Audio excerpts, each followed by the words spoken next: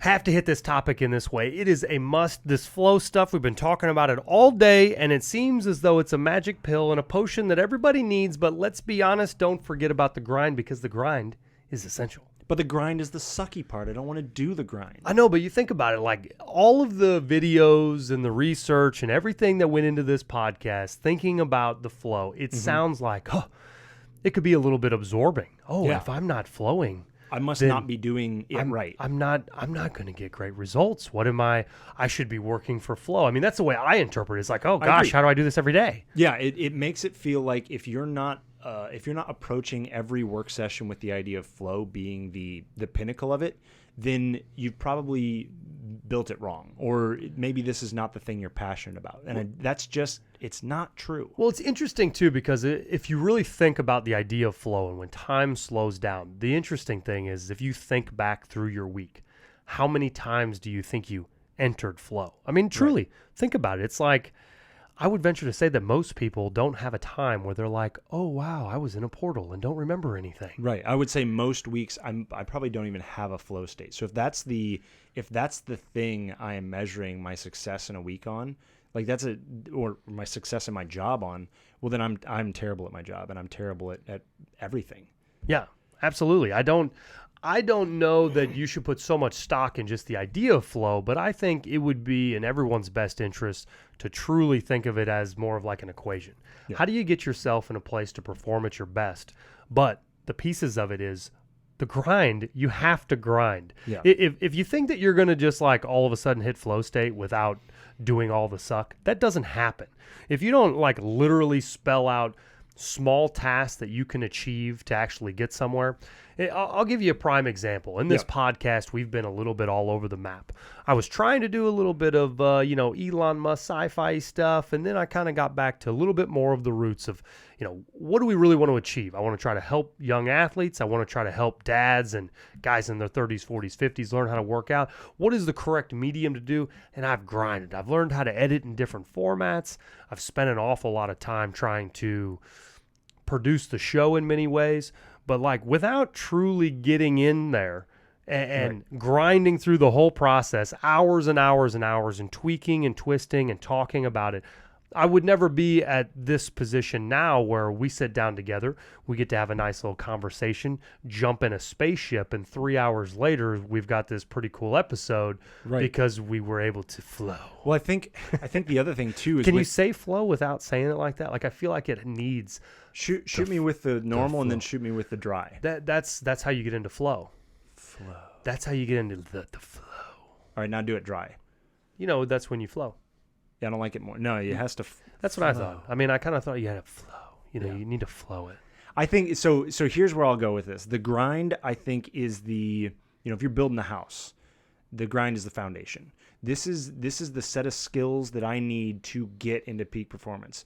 If you think about anything that you're trying to accomplish, can you peak perform when you're just in the very bare basics of doing whatever you're doing? No, there's no peak. You're not right. You can't do it. You don't have the skills yet. Yeah, turn off things. The idea of like you're turning off parts of the brain to be able to focus more. It's kind of like, what do you want me to turn off? I don't even. I got nothing here. Downhill skiing. I don't know how to ski to turn off the thing. Right, and so then when you're juxtaposing that against, well, now you already know how to ski, and you're already thinking about like, do I cut my hips hard to the left here? Do I absorb with my knees, or do I run down the mountain? Well, that's all the technique, all the grind that you put in learning how to ski. All the falling and the failing and failing. Now you're in flow because all of the grind has already taken place and your brain is just implanting the right one. Bam, it's almost like if your ultimate goal was to be in flow as much as possible. Creativity goes through the roof. Productivity goes through the roof. You're going to be better at everything, performing at a high level. If you truly actually wanted to do that, then you should be really trying to fail as much as possible. Because as you learn more and more and more skills, you will be better able to enter flow easier. You want to be at the edge of failure. And I think, you think of every major quote like Michael Jackson. Michael Jackson, great sports guy. Yeah. No, Michael Jordan's got that one about like how many times he failed at something. But, yeah, I know what you mean. But the trick is all of his failures weren't like massive failures. His failures were very close. Well, it And depends so- how you look at it. You know? Sure. But I'm getting at the point, like, he had an ability to either succeed or fail, and it was within the realm of possibility that he could have succeeded, but he failed instead. And that closeness, that near to success is what's so important, because one, it keeps your passion high. Right. If you didn't feel like you had a chance anyway, you're not going to stay passionate. You just lose. So what do you you're think close. what do you think that you do though when someone is truly has zero passion towards a goal, whether it be a sport focus or, work focus? If you have literally zero passion, then like what truly do you do to get into flow? I mean, I'm gonna get in trouble. You try something else. yeah, I think this is an overstatement. You full ripcord, you find something else. And that's really hard to do when you're a 40, 50-year-old person who's really, like, I've invested a lot of effort into this. But I think especially with like young athletes and things like that, if they don't want to grind, it's probably because the passion and the purpose and the thing is not alluring enough to keep them into the grind so that they could ever experience the flow. so it's truly find the ultimate level of purpose or a goal that kind of almost makes any of this even a possibility or a reality. Perhaps. Like, there's a part of me that wonders, like, I do believe that every person can enter flow. What I'm not positive on is, like... Does it require a car? Well, yeah, like, physiologically, we can all enter flow. Right. But can everybody harness it? Because, like you said, and you've said it multiple times, and I think the reason that you've said it is because it's so important. Passion and purpose drive flow when you're actually getting into it. And the reason they do that is because they keep you in it through the grind. So if you don't have passion and purpose, you're not going to want to stick with it long enough to acquire the skills and the minute, hard to acquire things that make flow possible. So is this one of those deals where you kind of get into the advice of like the most micro things have to make you happy? And the reason why I kind of get in that thought process is, if I'm feeling like I have to find this ultimate level of purpose, I mean, that's getting into like some religious areas, right? What's the meaning of life? Sure. But yeah. in your day-to-day living, how do you stay motivated to go to work? How do you stay motivated to train harder for the sport? How do you stay motivated in any of these capacities? It's almost as if you have to find the little pieces of it to even, can you be a good parent? Is that your purpose? With my Right. ultimate purpose is like be the best parent possible. Well, then that's probably going to drive me through an awful lot of grinding. Yeah. Oh, that sucks. Because I have the purpose. I'm good with that. Do you want to make it into college athletics? Well, that's going to make me get up at 5 a.m. and maybe train a little bit harder. Do you want, a number one podcast? Well, are you going to wake up at 5 o'clock every day to get your mind right to study and do, it's You're going to go to bed early enough every night to make sure you have enough sleep so that you're ready to roll. Like, yeah. This is a silly concept for me. Literally, I have always been a night owl. Me too. Stay up super late. And to be able to like have your brain ready to have like an in-depth conversation on stuff that you've just learned about, it's kind of a bit of a crazy concept. Oh. And if your ticker isn't ticking on high, if you're not on high alert, then You're not it's making not the even connections. possible. Yeah. So it's like, I have to go to bed earlier to wake up earlier to also work out so that I make sure that chemically I'm feeling right. Yeah. And I'm definitely into this and I'm excited to be here. Those kind of things. It's just kind of interesting as you go, like how easily can you access flow if grind isn't surrounding you? Right. So if we hierarchy it, you have to have the passion and the purpose, which they say you have to have in flow. But they also say that that's what it takes to have grit. Like, people that have grit tend to have high passion and purpose for the thing that they're doing. So passion and purpose seems to drive a lot of these things that make elite performers. Sure. Now, does that mean that everybody can be an elite performer? I don't know. That definitely everyone isn't. Seems like a gray area. Yeah, we'll say that. At least everyone isn't. But one of the spots that I find really interesting in the studies that they're doing is he leans into, this Stephen Kotler guy, leans into perhaps when you get into flow state, you are firing on higher cylinders and learning faster and doing all these things better so that, the quintessential 10,000 hours thing, you might need half that much time because you're in flow state. And I think this is the part where I'm going to disagree with the guy, because it sounds like he's presupposing that these people that are doing the 10,000 hours of study are not in flow state during those 10,000 hours. And I would argue that they're probably the people that are more capable of flow state than almost anyone else because they're putting in the grind that makes it able to flow. Yeah, I completely agree. I don't even know that a flow. It's so weird how we're talking about this flow. It's like the ability to focus, but yet somehow it goes in parallel with like action sport, crazy adrenaline rush, ultimate level of focus. Everything turns off. You're right in the moment. I mean, I'll never learning how to flip on a ski that's 40 inches from your butt going 25 miles an hour. Right. The moment at which you take Physically off, impossible, by the way. This is not possible. It seems like it. And you cut out as fast as you can. Probably the flip itself's at 30 miles an hour. And you choose a launch angle that is perfect. Takes 0.25 seconds. Like Yeah. you're Boom.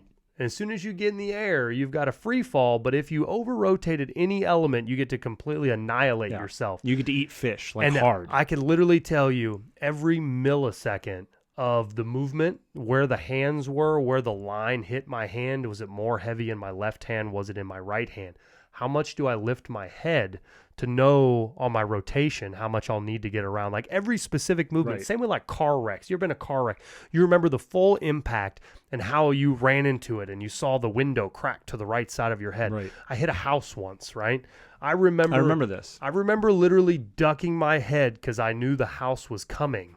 And I better hide from that. I remember the roof of the car getting ripped off as I'm looking out of the corner of my eye and the whole house laying on my back. I mean, it was to the micro movement of watching the metal tear off the car. I can remember that. Right. And then somehow this same train of thought is what we're giving Google presentations on how to make your creative guy learn how to write code better. It's just, it's kind of such a crazy, it's insane. so vast. Right. But I think there's something to the idea of flow state that is, it's not just prescriptive. We want it to be prescriptive. I want to be able to tell you, get into flow state and you'll be your happiest you. You'll be the most productive you. You'll be all of those things.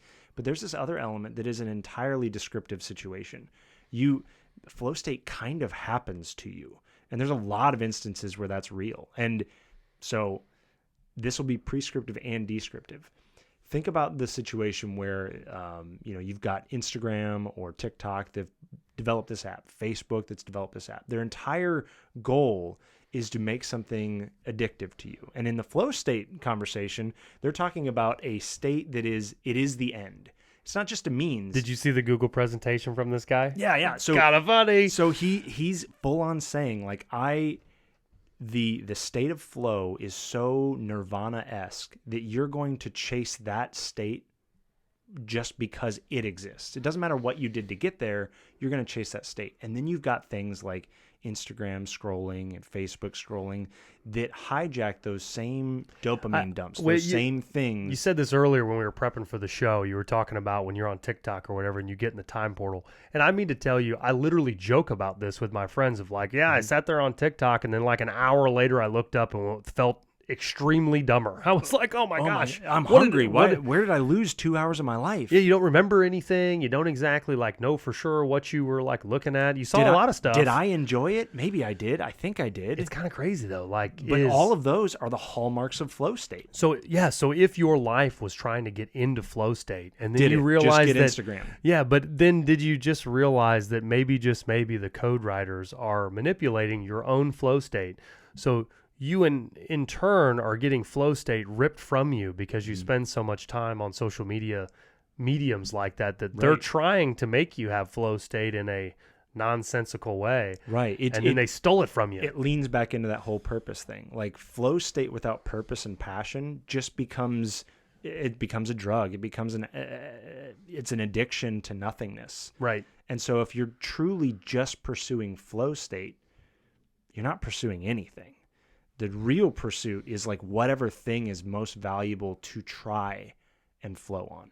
And that's where the grind also leans in. It's like, I want this. That's an interesting thing too. It's like, does the grind, not the grind, are you flowing all the time? But like it doesn't feel, well, what I mean is frequently. Are you flowing? Okay. Are you flowing frequently, but because it has no true outcome?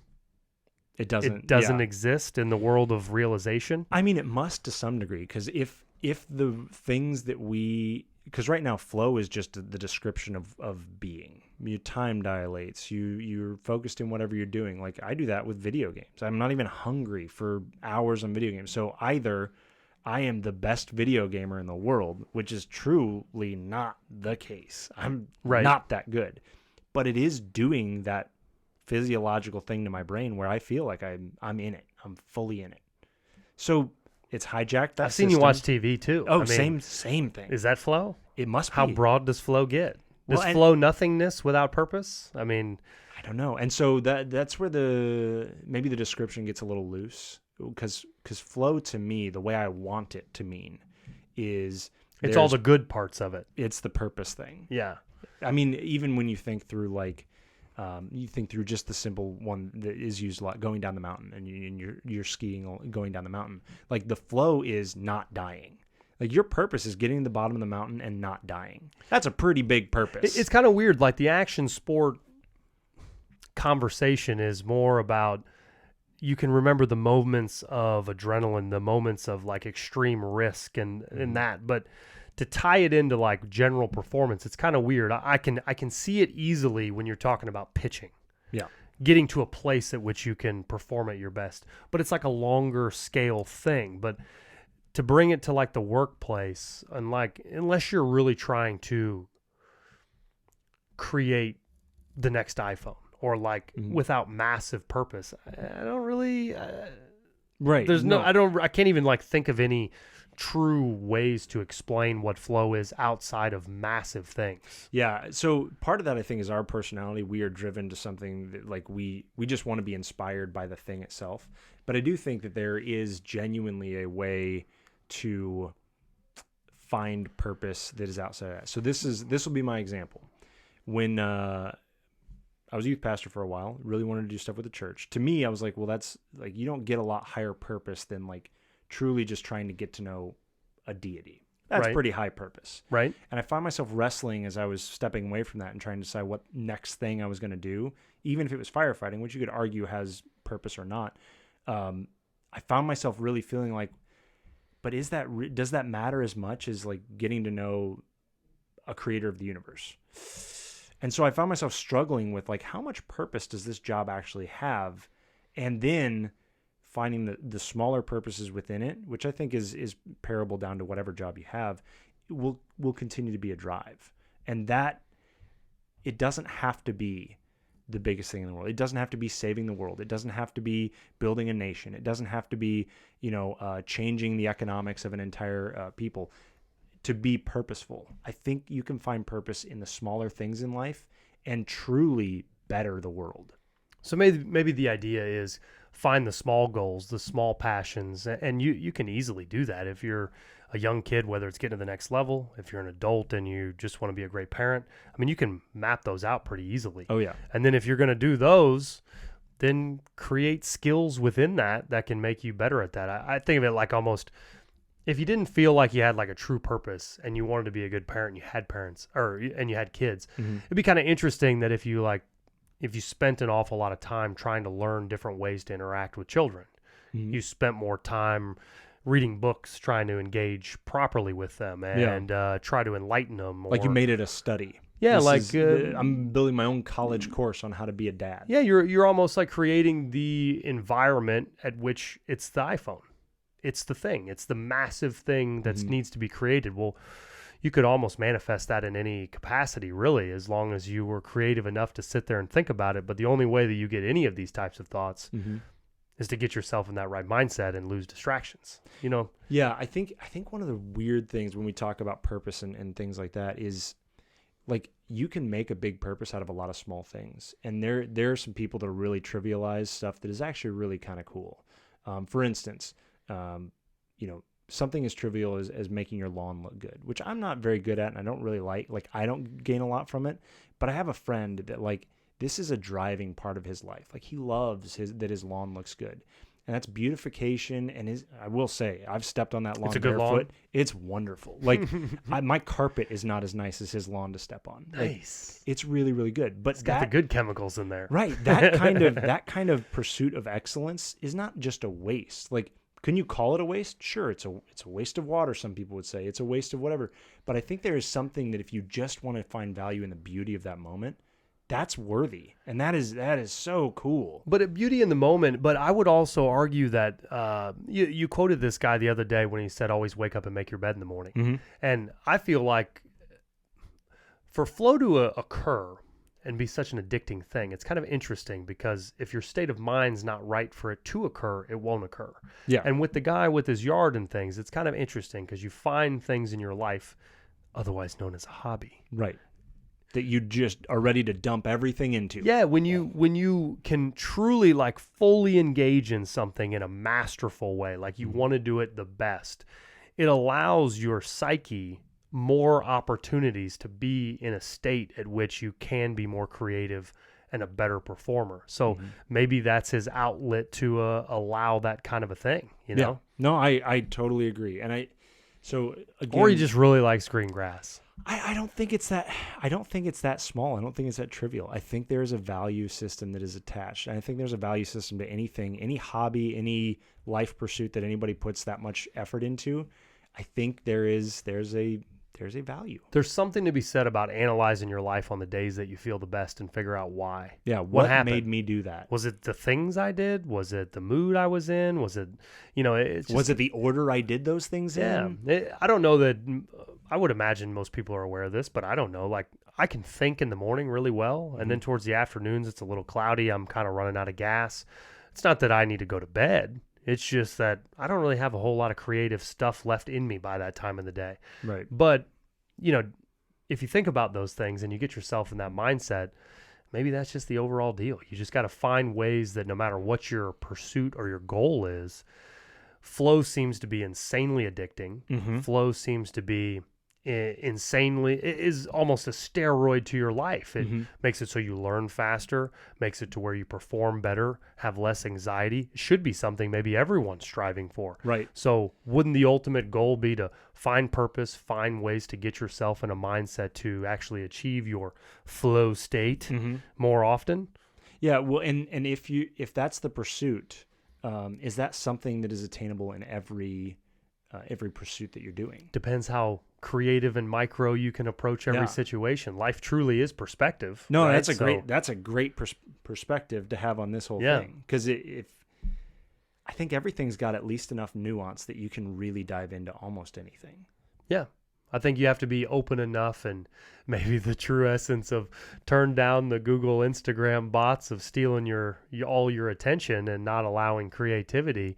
Maybe that's some of the problem with a lot of people's psyche is there's no time for thinking of purpose. Yeah, there's no time to be bored enough to try and find out what matters. Yeah, or I wish I remembered this analogy a little better. He referenced this monkey on the branches thing, and he says, if you get enough rest, the monkey can keep moving from branch to branch, but if the monkey gets fatigued, the branches become too far away and thoughts can never get put together. So in the essence of your TikTok, your Instagrams stealing the creativity from basically all of mankind right now, those monkeys in our heads are very tired. Yeah. No, it's a good analogy in that anything that you do to an issue, we joked about it in the last section of like, hey, do you think you could live in it 24/7? And of course I would want to. Of course I'm pursuing flow that often, but I think there is a reality to like fatigue of that.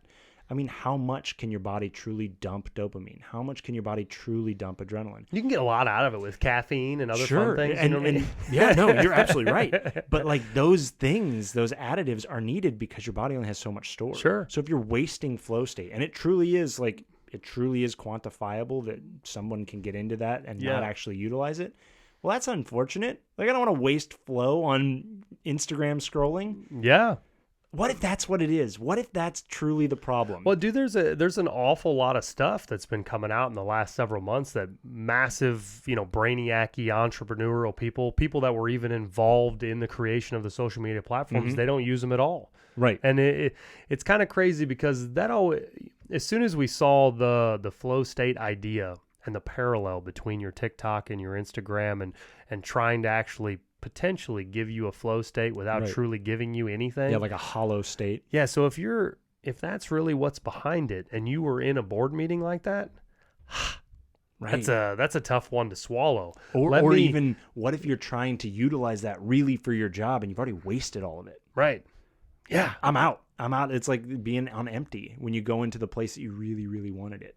Yeah, how can we make everybody this empty vessel that feels as though they're in a flow state that mimics a flow state, but truly when they leave our website, they will have gained 0 skills? Right.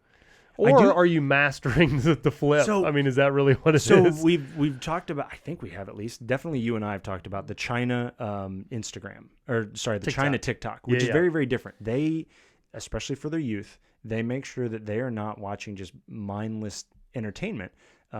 TikTok in China has been pared down to be like inspiring. Certain age groups, it's learning and Yep. things like that. It's task acquisition, ability acquisition, things like that. People doing great and impressive things, Right. both for inspiration and for like actually learning. And I think that is utilizing, if truly flow state is what's occurring. If you can get it through an app, yeah. Then that's what they're kind of harnessing, that potential. And if flow state can be like aspirational, maybe the hope is, can I transition that state of like, I got it while scrolling, but I want to get it from doing the thing that I watched.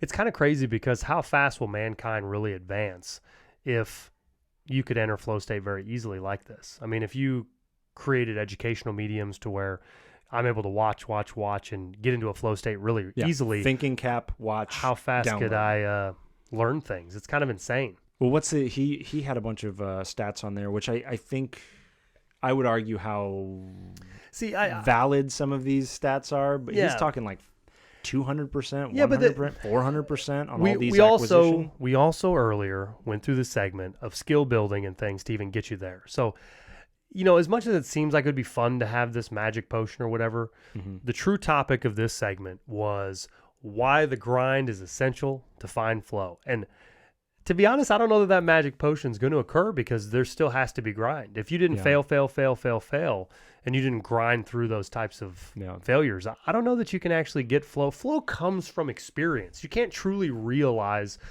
monumentally life-changing things without the context of all the failures.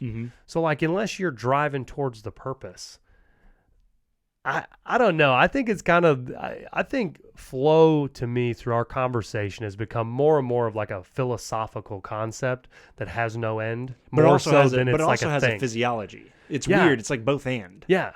And it's like trying to hijack what you get jumping out of a plane to apply it to general life is kind of odd to me. Like, does the pitcher that gets on the mound actually enter flow state because he's in the situation of extreme skill, practicing, meets the pressure of the moment, meets all the people, meets the adrenaline dump, meets execution?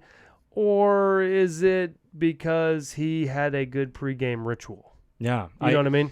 So it's funny because I think about the grind specifically and what you have to do. And I think about Malcolm Gladwell's part about the 10,000 hours and all of those things.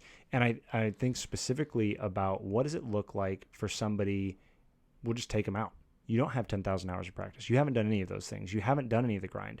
And you're entering flow state. Can that person truly learn? Because that's the argument is, they learn faster, they learn better.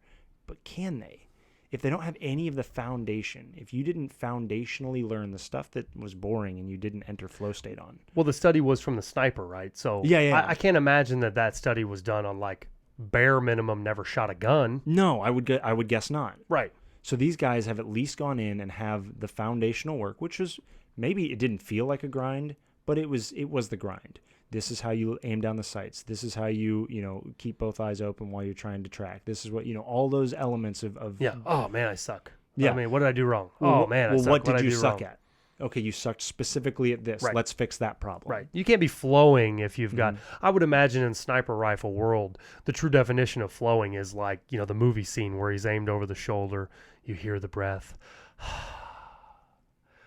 Like Ding. That's probably flow. Yeah, for that guy. Or that's you think his specifically, flow. What's the Keanu Reeves is in it. Matrix? Well, definitely Matrix. Matrix is like flow central, but I'm thinking of the one that he's done more recently, like 3 of them in a row. Wicker. Yeah, John Wick. Yeah. So he's going through that entire thing. That, in my mind, is like flow state with a gun. He rolling through a scene. I know where I'm tracking every bad guy. Equalizer is like the slow-mo version of, you know I what I mean? can When headshot everybody because I know right where they're at, and it's just a dance in my head. Like, that's true, but when you look through what it took to get Keanu Reeves, because he's actually doing most of those motions, is he sitting there in front of a gun range, working through the grind, cycling rounds downrange, thinking, right? How do I make this faster? How do I make this better? How do I, breaking down movement by movement, the thing that was bad, get rid of that. And you may think that may be the other indication. Do you find yourself always having to analyze everything? Then you have not got you're to not flow. in flow. You're not good enough at it yet to flow.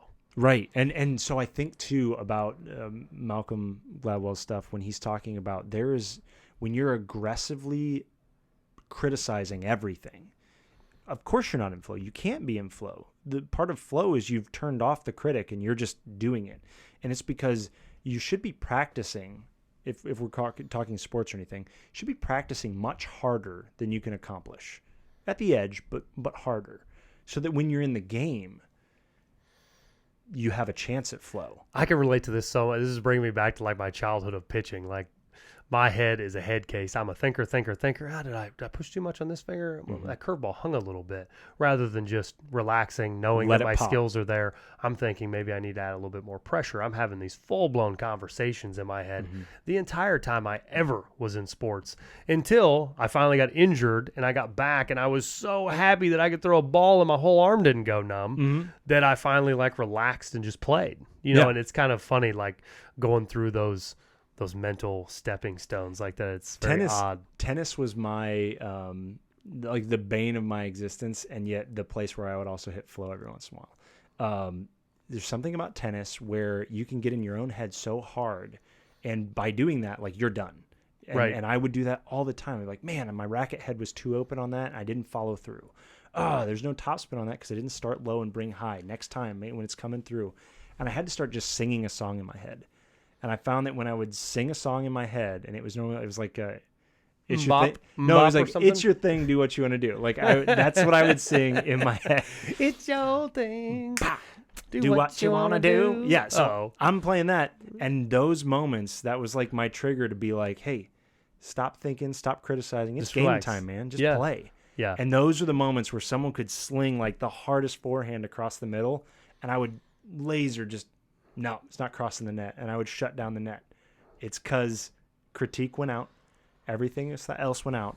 Because I'm now not critiquing, I can just flow. Well, what's kind of crazy about your concept there is, doesn't that mean that all children should be in youth athletics?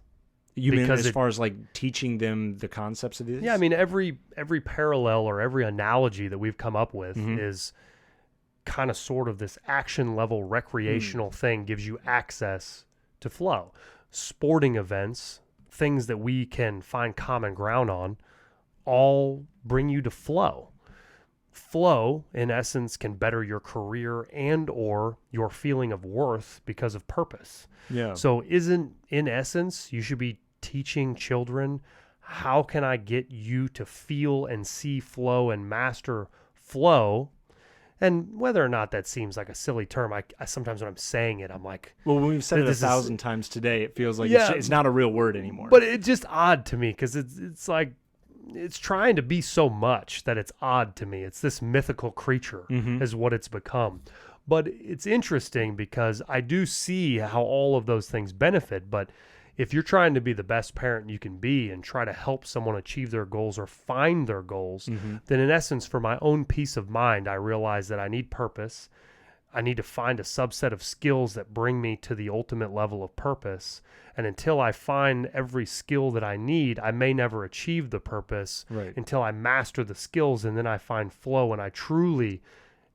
And then I get blissfully doing the thing that I wanted to do. I get joy from the thing that I was grinding. Now I'm flowing. Yeah, the grind is the skill set. The grind is building acquisition. Perfection. Yeah. So does the perfectionist is truly kind of actually, in a sense, finding flow because they desire it.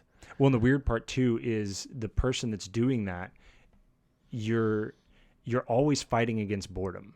And so you're always challenging yourself, or ideally, you're challenging yourself with something that's just out of reach. Well, it's either way, though. Do you take the negative approach and you say that I'm fighting boredom, or do you take the other approach of like a crazy addict that just needs it? Well, that's, I have to have it. What I'm getting at, though, is like when you're fighting the boredom, because wherever you're at today, the challenge of today will get easier because your skills will be better. You'll get better at that. You'll be more efficient at that. You'll be whatever thing. And then it won't feel flowy anymore. Right. It will never feel flowy anymore because you're actually better than that now. So once you achieve the ultimate purpose, then you got to find a new flow. Yeah, you move. You got to find a new. Make it harder. You didn't answer. You didn't answer the question. Sorry. You didn't Ask it again. I'll put him. Oh, it was a really long question. So I'll give you. Cliff note me. I'll give you the tiny version. Mm-hmm. Do you think that really, if you're trying to be the best parent you can be, mm-hmm. youth athletics or finding? I don't know. The only reason I say youth athletics is I know this is kind of a sports channel, but I'm not really trying to cliche this thing. It's like you can get it from extreme sports. You can get the feeling of it from ultimate adrenaline rushes. You can get the feeling of it from downhill skiing. You can get the feeling of it from the odd moment you stand on the mound and you learn how to harness that. In turn, how else do you force feed somebody the opportunity for flow if it's not youth athletics? No, I think youth athletics. I think youth athletics has it's easier. Well, it's a paved road in that it's a moment in time where you have practiced, you've done the grind. Right. You've practiced all the way up to this moment, and now it's not critique time. Critique will happen on were you successful or not. Sure. But now it's time to actually do. And now that you're doing, is it flowing? Like, I think it is a perfect model for it, but I think that's also because we are wired to be that way. Like, but what is it? What else does it look like? That's what I mean. That's the question. So, like, can somebody... Because once you said hunt, I don't know if you were actually referring to hunting. Oh, I do. I absolutely mean hunting. But hunting, to me, that's still sport. That's still an action sport. It is. So, and that's what we were built on. Like, we were built to go and find food and go do that well. And then, you mean men in general? No, I mean humans. Human in general, we're built to go find food. And so we're built to hunt. We're built to do that well, and we're built to get better at it. And I mean, obviously, flow is a part of that. So you'd be doing it. So I would assume that anything that mimics that will very easily mimic flow state and all the other things because you're mimicking what biology has already created in that's how you live. So the further you get from something that is so mimicking of survival, I'll bet the further into your own head you have to get before you find flow. I learned how to write code a long time ago, and I can remember... Which is way not like hunting. Right. So I remember that I could sit down, and if I, like 11 o'clock at night till 4 in the morning, I would look at the clock. Oh my gosh, it's 4. I'm so screwed. I didn't sleep at all. But I can remember I would get so in the zone, and then I would just go, and I would go, and I would go, and then all of a sudden, boom, 4 in the morning, pass by, and I'm assuming I would call that flow in this conversation setting. I would just call it ultimate level of focus. But, if we want to call it flow and give it a new title. But how do you... I guess you have to just find things for children to be extremely interested in and like... Yeah. So groom them in a sense to realize it? I don't know. To answer your question, as I've dodged it now for like what? We'll call it 40 minutes. To answer that question. You're welcome. Yeah. To answer that question, I would say that your job as a parent is to provide, and I think the same thing of grit. Your job as a parent is to provide as many opportunities for your kid to interact with the world in a different way to let them discover passion, whatever that is. And then once they discover passion, and this is the hard part, and it could be about dumb things in your own mind. But once they discover passion, let them run with that passion, because running with design the passion, the skills and the things they may need to learn to achieve it, and let them keep getting harder. Like, okay, like I think of Pokemon as like a weird example because it was the classic one where people are like, oh, my kids are so bad at math, they can't remember anything. And you hand them a deck of Pokemon cards and they could rattle off their names, spell them right, tell you exactly what their attack stats are, and tell them how many, whatever things. Like, well, then they're not bad at any of those things. They just weren't interested. Right. Okay, so if that's the case and your kid gets super into Pokemon, well, then let that be the driving force for all kinds of things. All right, let's maximize your deck, man. Let's make that an awesome Pokemon trading card deck. Like, how would you do that? What things do you need? And now they're strategizing. Okay, you need more, You whatever make it, yeah, you make a pretty good point though. If you can find ways to expand their, the trouble is you gave an example that requires lots of different skills. I mean, what if it's just video games? I mean, for them to just get involved in video games, you could look at it both ways. You're going to be like a video game professional, or do you get to use your passions to actually succeed in life? Like, just because I like heroin doesn't mean that you should be. Sure. You know what I mean? No, it's that's a great. It's like, how do you merge this into a society of success at the same time? You're teaching them how to be. You're teaching them how to break down what's going well. You can be into video games and not be good at video games. You can love video games and be terrible at them. So if instead someone's passionate and loves video games, help teach them how to critique what they're doing when they're practicing, when they're playing video games. If you watch like video gamers, they play warm-up games.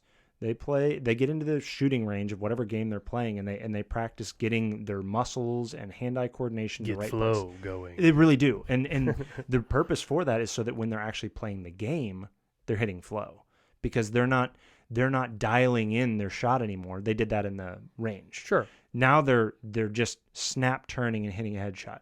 Those moments, what you're doing if you're allowing your kid to really get into that and then helping them learn how to get better at whatever they're doing, is you're teaching them how to learn, and you're teaching them how to critique, and you're teaching them how to pursue greatness at whatever thing they're doing.